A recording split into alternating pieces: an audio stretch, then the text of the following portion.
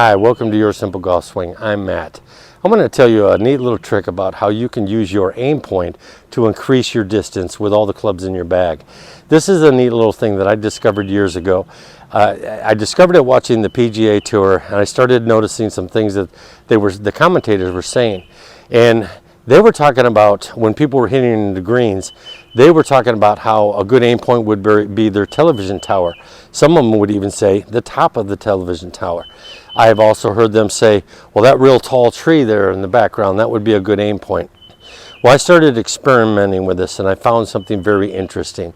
And I found that if you adjust your aim to where you are looking at something beyond your target, and this is beautiful from the tee box, really works well, and I'll give you an example in a minute. If you aim at something beyond your intended target and high in the air, you will increase your distance. Case in point, me and some buddies were playing at a golf course down here in Florida, in Hudson, Florida, called Meadow Oaks. I was on the 12th hole, I believe it was, par 5, 490 yards. We had always played this hole, hit your drive, hit a layup, hit into the green. And we had played it that way for a very long time, 490 yards. Well, as I started to get longer and longer, I wanted to be able to reach that green in 2 shots. One of the problems was that there was a little bit of a dog leg left, and there were some tall trees at the corner of that dog leg. So if you were on the left side or a little too far back and you needed to use a long iron or perhaps a 3-wood to hit into that green, you wouldn't be able to get the height you needed to clear those trees. So we, like I said, we always hit up to about 250, maybe 270. Then we'd hit a short iron over those trees, and then we'd hit a short wedge up onto the green. Well, one day I was out there and I decided to try something different. And it was kind of by a fluke, but what I did is I stood on the tee box and I looked way past that dog leg, and I looked at the trees, the woods way beyond. I mean, these things had to have been 400 yards or more away. And I picked a real tall tree that would put me on the right-hand side of the fairway. And my goal was to get as far right as I could so I wouldn't have to clear so many trees to get into that green. So I stood up to the ball. I looked at that tall tree way down there, way beyond anything I could reach, and I just did my normal swing. Now again, my goal was to get to the right side of the fairway.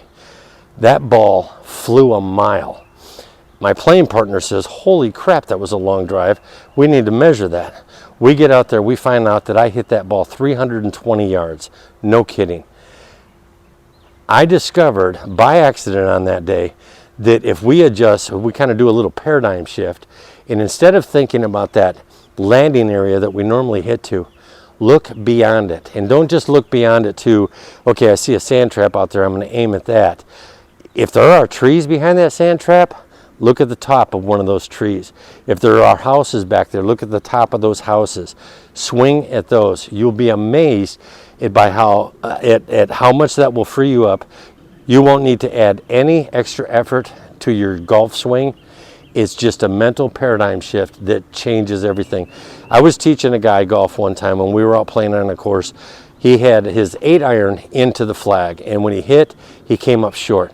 And I asked him, and I said, what are you aiming at? And he says, well, I was aiming at the flag. And I said, what's the last thing you looked at just before you swung?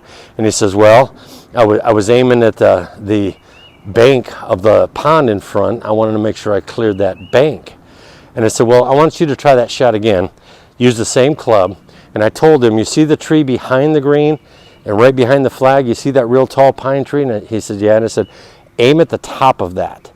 So he lined up and he stood there, and I said, now before you swing, when you look up for one last check, look at the top of the tree, nothing else. And he did. He went back and he hit, and that ball just flew nice and beautiful, went right over the flag and landed between the flag and the back of the green. He actually gained 15 to 20 yards on that shot just by changing his perspective. For the rest of the round, he kept using that trick, and he never came up short again on a green. It was pretty cool. Now, he wasn't always straight, but he was never short again. So try that trick. Pick targets high and way beyond where you're trying to hit it, and you see you won't be coming up short on the greens, and you'll hit your drives a lot longer.